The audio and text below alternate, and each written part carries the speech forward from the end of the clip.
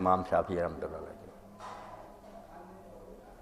یہ جماعت المسلمین کون سی جماعت ہے؟ جماعت المسلمین جماعت التکفیر ہے، جیسے اس میں سے نکلا نا سید وقار علی شاہ، تو اس نے کتاب لکھی ہے جماعت المسلمین یا جماعت التکفیر، مسلمانوں کو کافر کہنے والی بات۔ بڑی سخت کتاب لکھی ہے ان کے رد میں کہ ہم بھی غلطی میں رہے، یہ تو خارجی ہے، نامراد، کسی سے سلام نہیں دیتے، جنازے نہیں پڑھتے، بے دینوں کا ایک ٹولہ، بے شک مخلص ہوں، بس بال بڑھائے ہوئے ہیں، پاگل ہیں، جیسے وہ خارجی بیوقوف تھے اس قسم کے لوگ۔ دین پڑھا کوئی نہیں ان میں، مسعود بھی اتنا پڑھا نہیں تھا، بریلوی، پھر دیوبندی، پھر جماعت اسلامی، اہل حدیث، پھر یہ جماعت، اسی طرح چلتا پھرتا تھا۔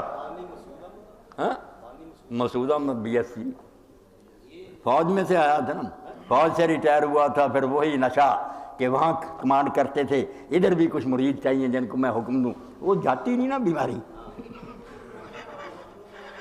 فوجی افسروں والا ذہن بالکل غلط ہے۔ جماعت المسلمین کوئی ہے۔ اب ایک اور جماعت نکل آئی ہے جو خلیفہ کی جماعت، ابو عیسیٰ محمد الرفاعی، یہ وزیرستان میں تھا افغان مجاہدوں میں، تو اس نے پھر یہاں اعلان کر دیا کہ یار خلافت قائم کرو، ایک دو نے بیعت کر لی۔ اب وہ وہاں ٹونی بلیر، کیا کہتے ہیں ٹونی بلیر، وہ ادھر کسی شہر میں پناہ لی ہوئی ہے، چھپا بیٹھا، اور بیعت کے لیے لوگ گھوم رہے ہیں، یہاں بھی میرے پاس بھی آئے تھے۔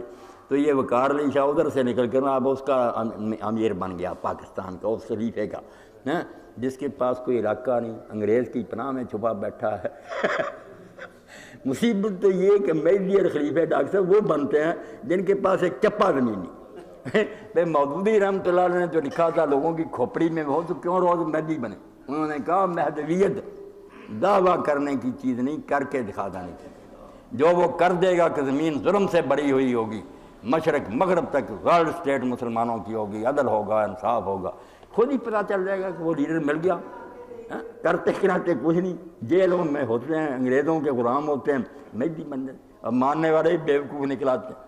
ہمارے شہر میں بھی تھوڑے دن ہوئے نا، داڑھی منڈار سارے، بسیں روک لی ہیں، ایس پی کو یرغمال بنا لیا، گولیاں چلاتے شہر میں پھرے، گرفتار ہو گیا، سزائے موت جب کیا اس کو عدالت نے سنا دی، ساتھیوں کو بھی سزائیں ہوئی ہیں، بدماش اکٹھے ہوئے۔